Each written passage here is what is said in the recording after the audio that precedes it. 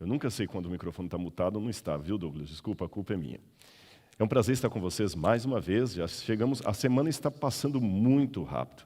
Nós estamos estudando todos os dias sobre a história de Jesus, a mais bela história de todos os tempos, e tentando contextualizar essa história através da arqueologia, dos artefatos, dos episódios da época, e, é claro, contando com a ajuda do Espírito Santo para que essa mensagem possa chegar ao seu intelecto e também ao seu coração.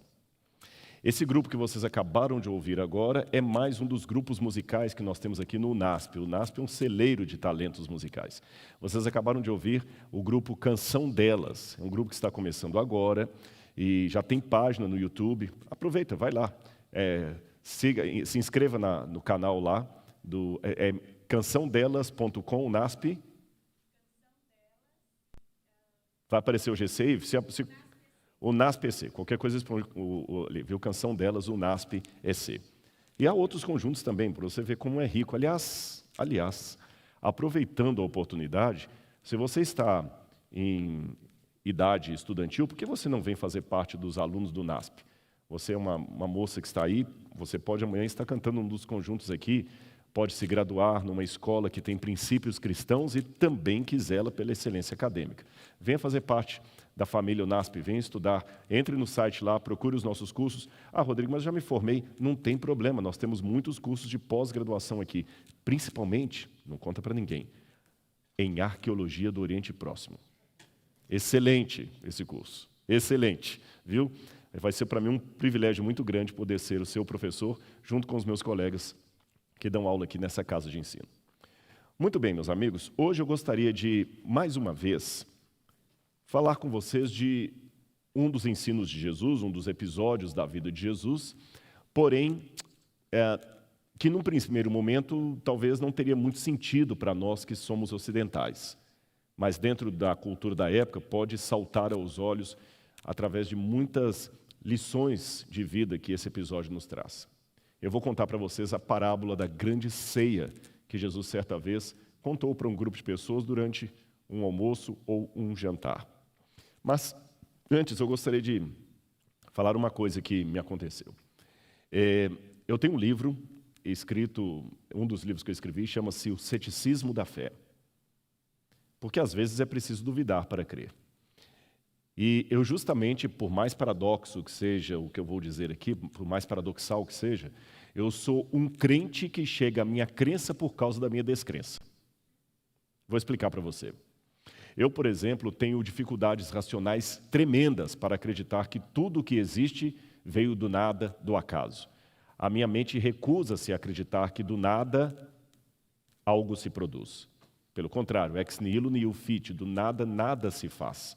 Então, se existe a existência, se existe algo, o que havia antes desse algo? É por isso que eu, por ser cético a acreditar que do nada pode surgir alguma coisa, eu prefiro acreditar que haja um Deus, e assim por diante. Também sou cético em relação a coincidências. Eu sei que há coisas que ocorrem por acaso, a coincidência está aí. Se a coincidência não existisse, ninguém acertaria os números da lotérica. Existe uma chance matemática, a estatística está aí para mostrar isso.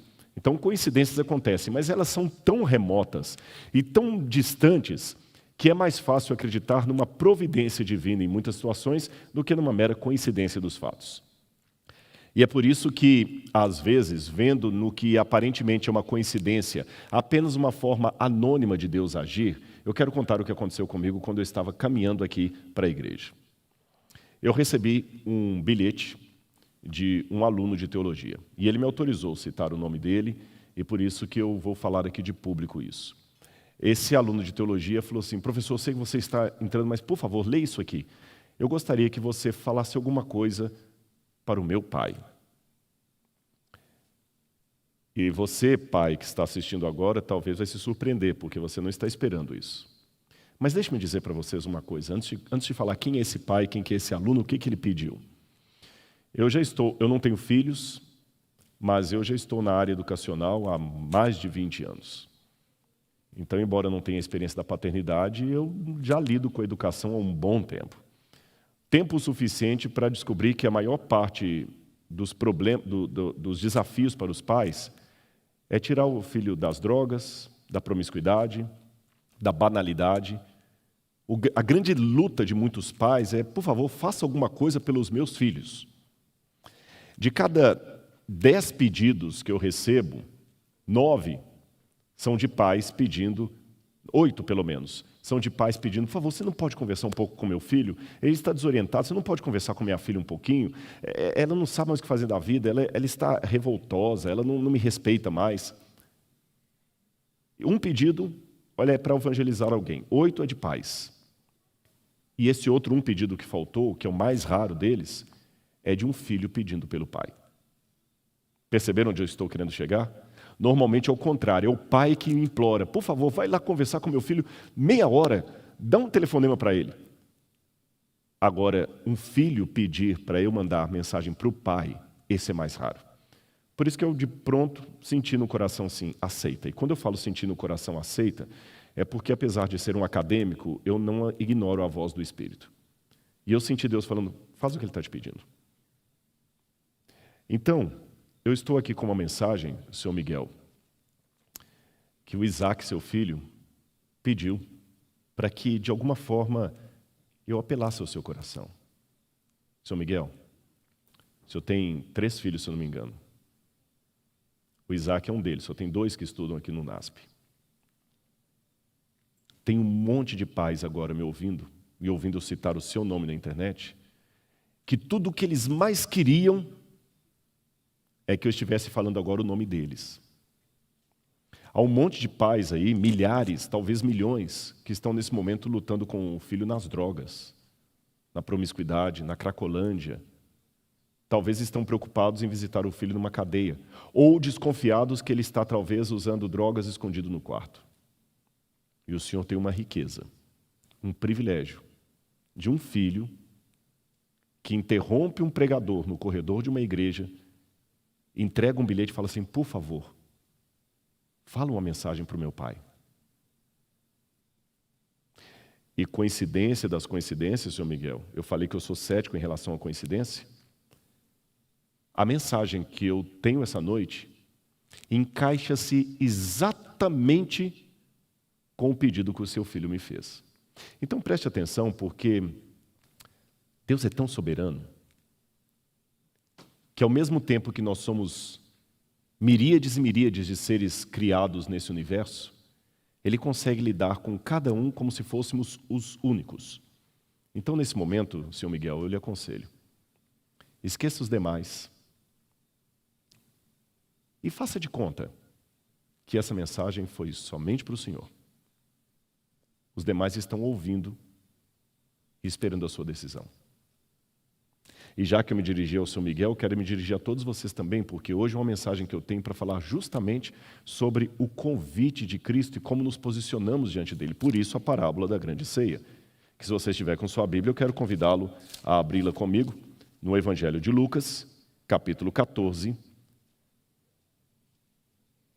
versículos 15 em diante. Enquanto você está abrindo sua Bíblia aí, eu vou aqui ler, também esperar um pouquinho para você dar tempo de encontrar. E aproveite também, partilhe essa mensagem com outros. Se você não é inscrito no canal da Igreja NASP-EC, se inscreva no canal. Você tem uma playlist com muitas mensagens espirituais. Se inscreva, ative o sininho de notificações. Deixe Deus falar ao seu coração. Já abriu sua Bíblia ou acessou o seu smartphone aí? Então vamos lá. Lucas capítulo 14, verso 15 em diante diz assim: Ao ouvir tais palavras, um dos que estavam à mesa com Jesus lhe disse: Bem-aventurado aquele que participar do banquete no reino de Deus. Jesus, porém, respondeu: Certo homem deu uma grande ceia e convidou a muitos. À hora da ceia, enviou seu servo para avisar aos convidados: Venham, porque tudo está preparado. Mas todos eles, um por um, começaram a apresentar desculpas.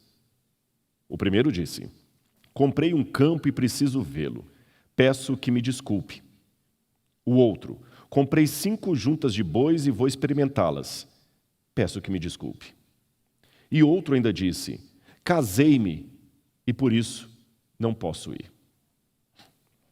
O servo voltou, triste, desapontado, e contou tudo ao seu senhor. Então, irado, o dono da casa disse ao seu servo: saia depressa para as ruas e becos da cidade e traga para cá os pobres, os aleijados, os cegos, os coxos. E mais tarde o servo lhe disse: patrão, fiz como o senhor mandou e ainda há lugar. Então o senhor disse ao servo: saia pelos caminhos e atalhos e obrigue todos a entrar para que a minha casa fique cheia. Porque digo a vocês que nenhum daqueles homens que foram convidados provará a minha ceia. Quando a gente lê esses textos da Bíblia fora de contexto, eles parecem muito estranhos. Como eu disse a respeito da parábola da mulher que perdeu uma moeda dentro de casa, vocês se lembram? Aparentemente parecia uma história tão banal, perdeu a moeda, varreu a casa, achou a moeda e contou para as amigas. E o que me interessa é isso? Mas vocês viram no contexto da época o que significava para aquela mulher perder a moeda, e no episódio em que Jesus coloca aquela parábola junto com a da ovelha perdida e dos filhos perdidos, como ela tem um sentido todo especial. A mesma coisa em relação a essa ceia. Vamos primeiro colocar o problema dela, a falta de compreensão matizada da nossa cultura.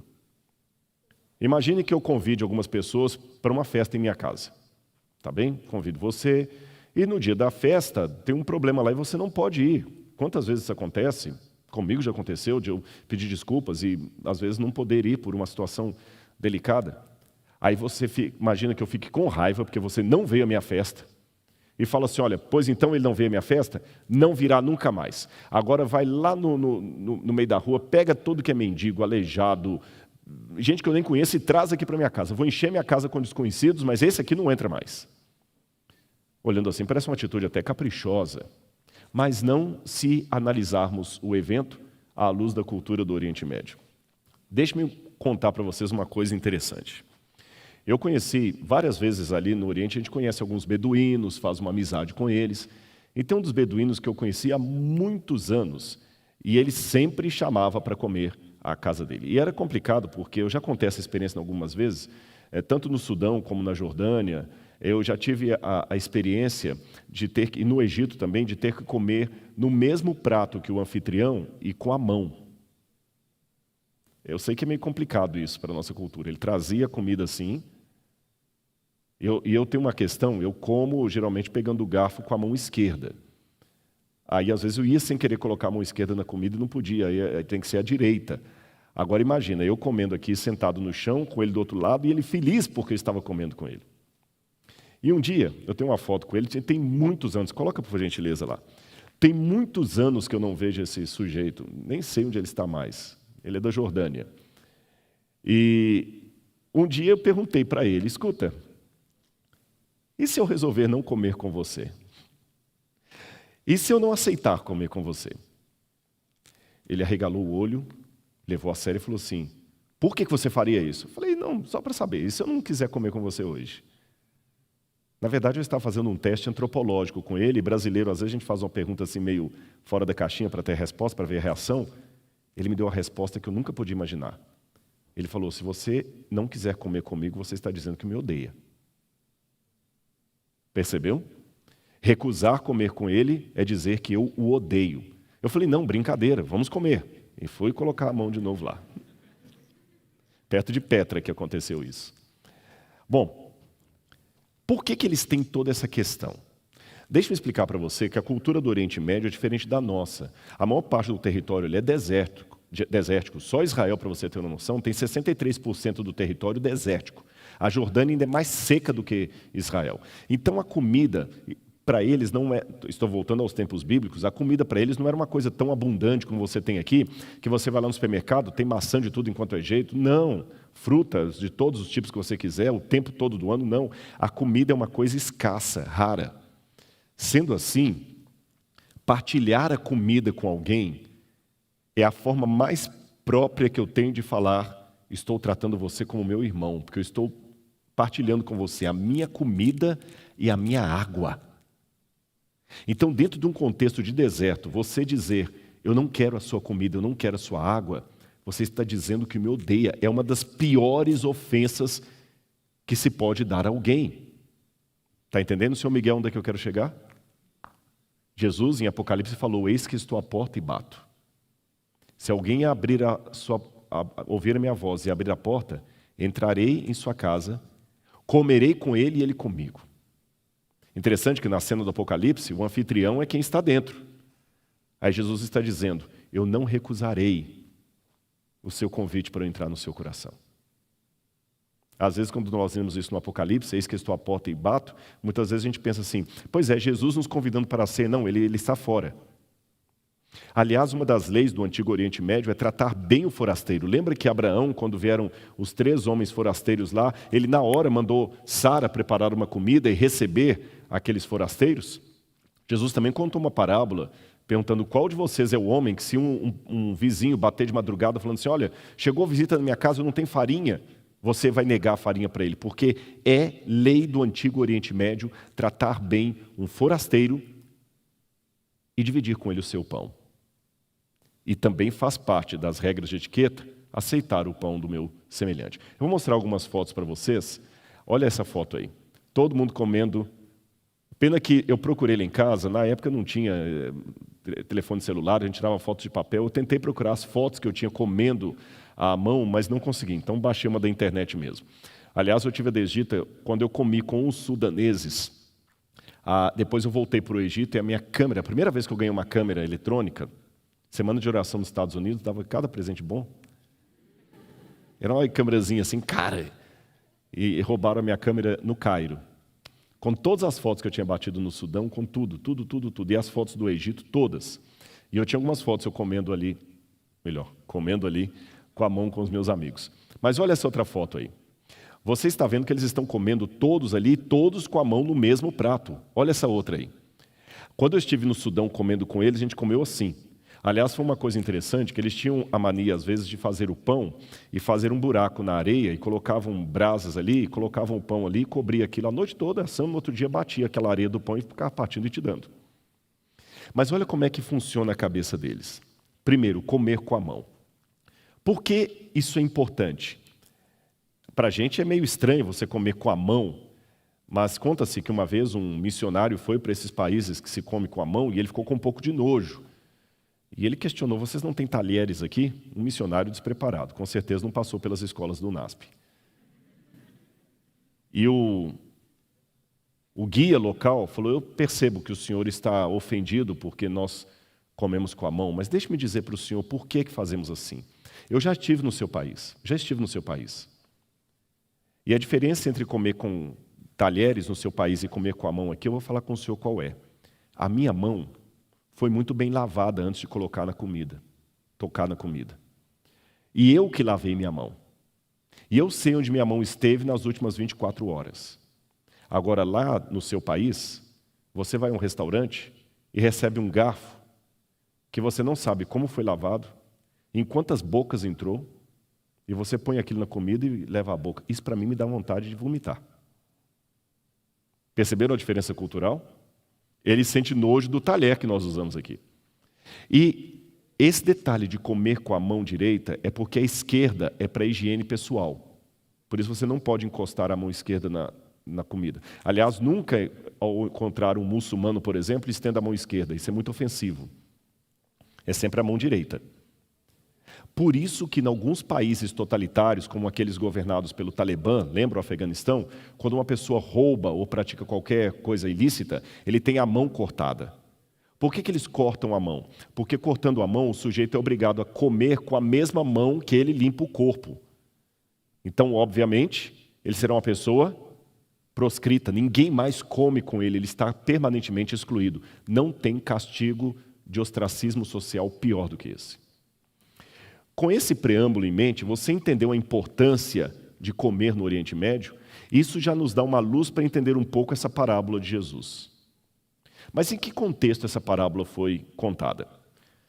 Volte à Bíblia comigo. Segundo a palavra de Deus, essa parábola foi contada num momento em que Jesus estava entrando na casa de um dos principais fariseus para comer. Capítulo 14, versículo 1. Num sábado, ao entrar Jesus na casa de um dos principais fariseus para tomar refeição, eles o estavam observando. Se você ler um pouco no capítulo 13, você vai descobrir que uma semana antes, Jesus estava numa sinagoga. e ele curou uma mulher na sinagoga. Isso causou grande rebu. Eu vou explicar para vocês por quê. Jesus, no início, foi muito midiático, porque ele fazia curas, ele explicava como ninguém, ele tinha uma autoridade, uma didática, um olhar sereno que nenhum líder fariseu, nenhum rabino, nem o grande Shammai ou o grande Hillel tinha uma capacidade de discurso, de oratória, de voz penetrante como a de Jesus. Só o olhar dele impunha respeito. Aquele jovem rabino da Galileia, apesar de ser da Galileia, já expliquei isso para vocês em sermão anterior, apesar de ser da Galileia, era um jovem promissor. Qualquer um queria aquele rapaz no seu partido. Os fariseus queriam Jesus para o lado deles, os saduceus também. Os essênios, certamente, ao ouvirem falar de Jesus de Nazaré, puxa, se esse homem fosse um dos nossos, mais ou menos como o time de futebol, todo mundo quer Neymar na sua equipe. Jesus era aquele promissor. Para potencializar ainda mais, ele fazia milagres, expulsava demônios, multiplicava pães, as multidões estavam ao lado dele. Só que quando Jesus começou a apresentar as regras do reino e a quebra dos tabus do legalismo da época, aí os problemas começaram a aparecer. O Shabat é um dia importante. Eu sou adventista do 7º dia, eu guardo o Shabat. Mas sabe, há pessoas que, por causa da gravata, cortam o pescoço que está por detrás dela. Isso não é bom. A igreja é importante, mas não pode ser mais importante do que os que adoram dentro dela. O sábado foi feito por causa do homem, não o homem por causa do sábado. Jesus viu uma filha de Abraão doente no sábado e não pôde fazer nada para resgatá-la, só porque era Shabat, ele a curou. Aí começou o zum. Esse camarada ele é perigoso, ele tem umas ideias muito estranhas. Mas vamos ver. De repente ele está precisando ser orientado, ele é muito novo. Aí Jesus veio para Jerusalém, ele estava a caminho de Jerusalém. À metade do caminho, os fariseus chegaram para ele e falaram assim: Jesus, não vai para Jerusalém não, porque Herodes está procurando você para matar. Você vê que nesse primeiro momento, ao contrário do que a gente pensa, os fariseus estavam simpáticos a Jesus, porque sempre a gente pensa, Jesus de um lado, fariseu do outro, como se fosse assim, Atlético e Cruzeiro. E realmente, no decorrer da carruagem foi assim. Mas no começo os fariseus eram favoráveis a Jesus, queriam até livrá-lo da morte. E Jesus não os repreendeu nesse primeiro momento. Falou, não, digam para aquela raposa, falando de Herodes, que vai chegar o tempo em que eu serei entregue para ser morto, mas não é agora e não é ele que decide isso. Mas quando Jesus foi para Jerusalém, alguns autores pensam que o episódio que eu estou narrando aconteceu em Jerusalém, outros pensam que foi de volta para Galileia. Jesus foi convidado para comer na casa de um grande líder dos fariseus. Lembra o episódio lá que ele curou a mulher no Shabat? Vamos ver se ele vai cometer esse erro de novo. Às vezes é só um deslize, falta de experiência, de conhecimento da Torá. Aí armaram uma armadilha para Jesus, uma pegadinha. Na casa do fariseu, trouxeram um homem hidrópico. Quem diz isso é Lucas. Lucas diz que eles, quando estavam à hora da refeição ali, trouxeram um hidrópico e colocaram ali, para ver o que Jesus fazia. Eu vou mostrar para vocês o que é hidropsia. Lucas, por ser médico, usou a palavra técnica. Jesus estava assim, na casa de um dos principais fariseus, comendo, vou explicar isso melhor amanhã, todos sentados ao chão, não se sentavam em banquinhos, como na cena do Leonardo da Vinci, era assim, provavelmente num triclínio, e chegou alguém hidrópico. Essa é a hidropsia. É uma retenção excessiva de líquidos. Acomete mais fetos e recém-nascidos, mas também acontece em pessoas adultas, principalmente por causa de uma substância, provavelmente oriunda do peixe. E colocaram aquele homem ali, no sábado. Jesus, percebendo que era uma cilada, fez uma pergunta para eles. Capítulo 14, versículo 4. Versículo 3. É lícito ou não curar no sábado? Perguntou Jesus. Eles, porém, não disseram nada. Então Jesus pegou a mão daquele homem, curou e o mandou embora. A seguir ele disse, qual de vocês é o filho ou o boi? Qual de vocês, se o filho ou o boi cair no poço, não irá tirá-lo imediatamente, mesmo sendo dia de sábado? Ou seja, perder a vaquinha não pode. mas um filho de Abraão, no dia de sábado, eu posso deixá-lo ali? A seguir, Jesus percebeu como naquela cerimônia todo mundo estava procurando o primeiro lugar, querendo sentar no primeiro lugar. Ele falou, isso aqui não está bem. E como um mestre, ele contou essa parábola para todos. Certo homem deu uma ceia e convidou a muitos. E à hora da ceia, cada um começou a apresentar uma desculpa. Por isso o homem ficou irado. E por que aquele homem ficou irado? Eu vou explicar para você a razão. Lembra que eu disse que a comida no Oriente Médio é rara? Tão rara que convidar você para comer é diferente do Brasil. Ah, Rodrigo, se eu almoçar um dia na minha casa, desculpa, esse sábado não dá, tudo bem, não tem problema. Lá não.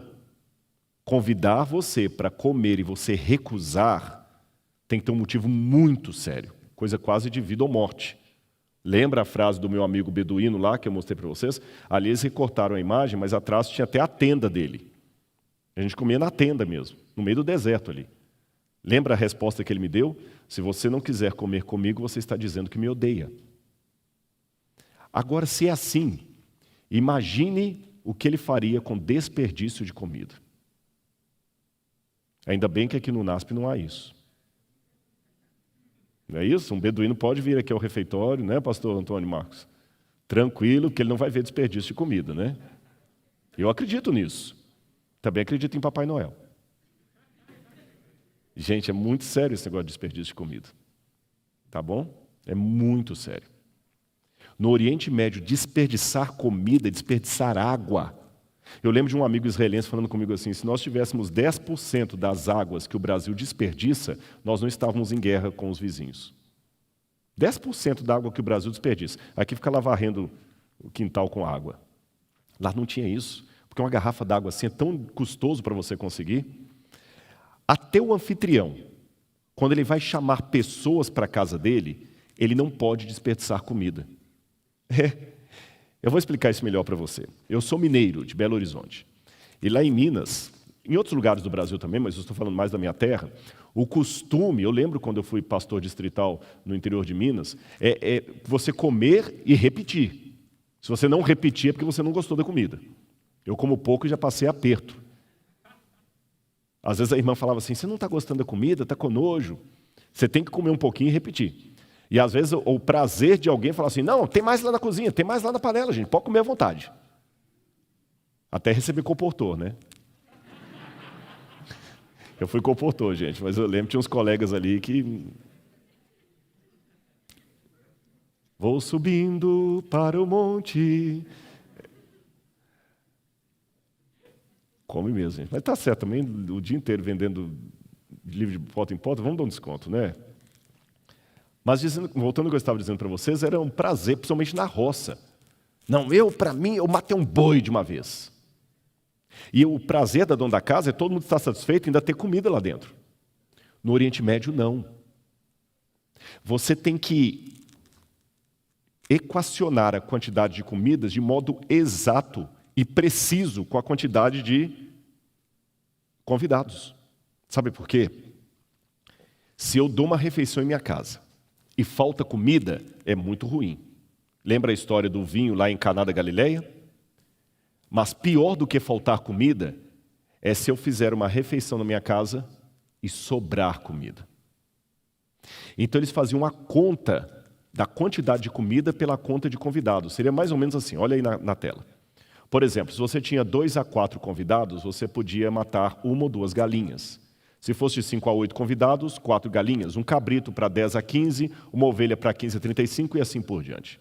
Esses pratos que vocês estão vendo aí são pratos originais dos tempos bíblicos e nós temos um desses aqui também no nosso Museu de Arqueologia. Aliás, não esqueçam, ontem vocês viram lá, né, entre no QR Code, ajude-nos a construir o Museu do NASP. Tá bom? Ó, já até apareceu, gostei do pessoal, nota 20 para vocês. Nota 10, nota 20 porque tem gente assistindo de Portugal. Lá é nota 20. Obrigado, pessoal, obrigado aí, viu? Mas entre lá, ajude-nos a construir esse museu. O pessoal que adquiriu o curso Mentoria em Arqueologia Bíblica já contribuiu, agora você também. Voltando ao que eu estava dizendo. Então, como é que você fazia para não desperdiçar comida, já que você tinha que calcular a quantidade de alimento com a quantidade de convidados? Era simples. Você fazia 2 convites. O primeiro convite era o seguinte, vamos supor que eu vá dar uma festa na minha casa e passe aqui pelos condomínios do NASP convidando alguns amigos. Eu bato a casa, eu mando o empregado, né? Geralmente um homem mandava um empregado, um servo. Eu mando o servo à casa do João, fala: João, o Rodrigo está fazendo um almoço na casa dele, quer te convidar, você pode vir? Posso sim, pode sim. Quantos que vem? Eu, minha mulher e minha sogra. Beleza, 3 lá. Aí ele passa na casa do Joaquim. Joaquim, você pode ir? Aí eu também posso. Ele vai anotando. Aí passa na casa do Murilo. Murilo, você pode ir? Ah, rapaz, não dá, eu tenho um compromisso com a Morgana, não posso ir. Tudo bem, não tem problema. Não é ofensivo. Você não é obrigado a ir. Não é ofensivo. Pastor Antônio Marcos, você pode? Posso, pode contar comigo lá, viu? Tá tranquilo e tal, né?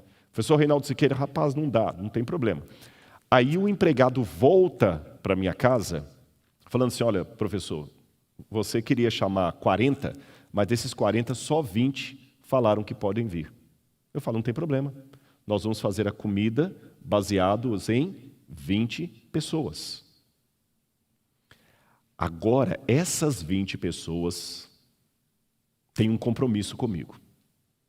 Se no dia da refeição elas não aparecerem, o que vai acontecer?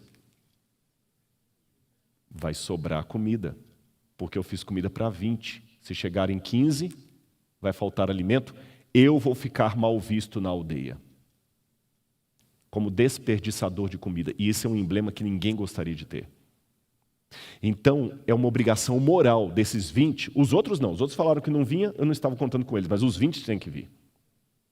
Agora, volta comigo a olhar para a parábola de Jesus. Lucas 14, versículo 16. Certo homem deu uma grande ceia e convidou a muitos. À hora da ceia, enviou seu servo para avisar os convidados: venham, porque tudo está preparado. O que vocês acham? Esse foi o primeiro convite ou o segundo convite? O segundo. Porque no dia da refeição era comum o Senhor confirmar: olha, gente, confirmar não, apenas ratificar o convite. Vocês, por favor, podem ir, já está tudo pronto lá. Se nesse dia algum dos 20 começa a falar: eu não posso ir, ele tem que ter um motivo muito sério. O pior é que, além de todos começarem a negar, eles começaram a dar desculpas estapafúrdias. Olha o que disse o primeiro: comprei um campo e preciso ir vê-lo, peço que me desculpe. O outro: comprei 5 juntas de bois e vou experimentá-las, peço que me desculpe. Isso não faz sentido. No Antigo Oriente Médio, a compra de uma fazenda era uma coisa que demorava quase 1 ano. Você primeiro olhava a terra, plantava nela, via em todo o redor se não havia herdeiros reclamando daquela terra. Você pegava um pedaço da terra para plantar nela, para testar. Somente depois de 1 ano que você fechava o negócio. Então, quando o sujeito fala: eu comprei um terreno e vou vê-lo, por isso eu não posso ir, é uma coisa tão estúpida como se eu falasse assim: eu comprei um carro usado pela internet, já paguei e vou lá buscar. Nenhuma pessoa em sã consciência faz isso. A mesma coisa a junta de bois. Eu comprei a junta de bois, agora que eu vou experimentar, você experimenta antes de comprar. Eram desculpas. A pior das desculpas foi a terceira. Olha aí na sua Bíblia. Casei-me, por isso não posso ir. E antes que você ria e fale assim: mas qual o problema? É que no original grego, você sabe que, embora o Novo Testamento tenha sido escrito em grego, ele tem por detrás um matiz hebraico. E ali no grego está gineica. Gineica é mulher. Casei-me com uma mulher. Olha, interessante a expressão idiomática. Naquele tempo não havia casamento homoafetivo. Então, se um homem casa, era redundante falar que era com uma mulher. Se ele diz casei-me com uma mulher, é uma expressão idiomática que não significa casamento. Sabe o que significa? Conheci uma garota de programa e tenho um compromisso com ela. Nupcial, de sexo. Por isso eu não posso ir. Porque pela cultura patriarcal da época, jamais um homem mencionaria a sua mulher em público. Casei-me com a mulher. Não faz sentido isso. Casei-me. Mas se ele fala casei-me com a mulher, como eu disse, é uma gíria, é uma expressão idiomática para significar: eu vou encontrar com uma garota do bordel, por isso eu não posso vir, desculpe. Agora, além das respostas terem sido tão estúpidas, dadas na última hora, o que elas revelam? Pessoal, há várias perguntas que eu faço aqui. A primeira delas, se essa era o segundo convite, isso quer dizer que aqueles homens, no primeiro momento, aceitaram. O que aconteceu entre o primeiro convite e o segundo, que agora todos começaram a negar? Pior, não negaram por justa causa, negaram apresentando qualquer desculpa e sem a menor preocupação em apresentar uma desculpa legítima. Sim, porque quando você não tem respeito pela pessoa, mas pelo menos sobra um mínimo de consideração por ela, digo você que não tem caráter. Você pode até dar uma desculpa, mas você pelo menos preocupa em dar uma desculpa plausível. Aqueles homens não deram desculpa plausível. Eles não estavam nem aí para o anfitrião. O que significa isso? Que num primeiro momento eles aceitaram e depois recusaram. Jesus, com aquela parábola, estava contando justamente o que estava acontecendo naquela ceia. Hoje vocês estão me recebendo aqui no Shabat, na casa de vocês. Hoje vocês me querem para o partido de vocês. Hoje vocês querem que eu ensine vocês, que eu ande com vocês, que eu seja um de vocês. Até me chamam mestre. Mas quando vocês conhecerem que para entrar no meu reino tem que se renunciar a si mesmo, tomar a sua cruz, perdoar o semelhante, não amar esse mundo, vocês vão me rejeitar, como de fato aconteceu. Mas eu não vou ficar com fama de mau anfitrião por causa de vocês. Eu não vou ficar com fama de desperdiçador de comida. Eu tenho alimento para todo mundo, mas se vocês não querem, eu vou trazer outros para ocupar o lugar de vocês. Os rejeitados, os gentios, os não-judeus, aqueles que vocês acham que não merecem, eu vou trazê-los para ocupar o lugar que era de vocês. Você percebeu a gravidade disso? E agora? Que decisão você toma diante do que eu acabei de dizer? Será que você está dando sim para Jesus num momento, mas quando os caprichos e preocupações desse mundo batem a porta, você desiste? É muito fácil dizer sim na hora do glamour. O complicado é manter esse sim na hora da provação. Hoje é fácil para os alunos que estão aqui me assistindo falar, sou de Jesus. Você canta essa música no coral e é da hora participar do conjunto do NASP e do coral. Mas eu quero que você cante a música Sou de Jesus quando não tiver ninguém do coral para cantar junto com você. Felizes aqueles que são convidados para a ceia do Senhor. Eu gostaria que o conjunto, Canção Delas, viesse aqui à frente e cantasse para você, para a honra e glória de Deus e para deleite espiritual seu, uma música que fala sobre a ceia, o convite para a ceia. Porque amanhã nós teremos uma santa ceia aqui. Feliz aquele que é convidado para a ceia do Cordeiro. Você é convidado. Não deixe que o seu lugar seja tomado por outro. Tá bem? Senhor Miguel, percebeu que não existe coincidência? O que está faltando para você tomar a sua decisão? Não dê desculpas mais. Venha para Jesus. Há um espaço à mesa, reservado para você. E se você aceitar o convite, ninguém tomará o seu lugar no reino. Preste atenção nessa música.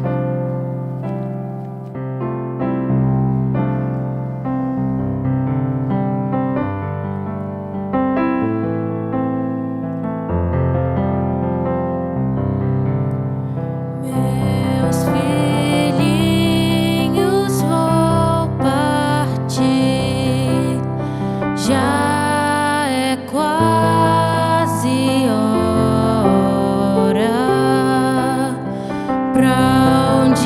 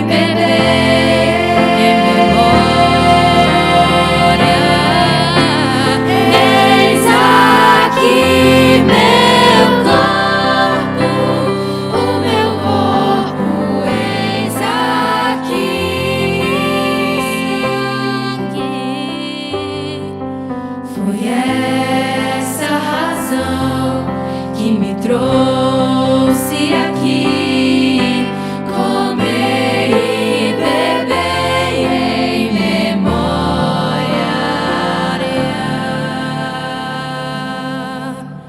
de mim.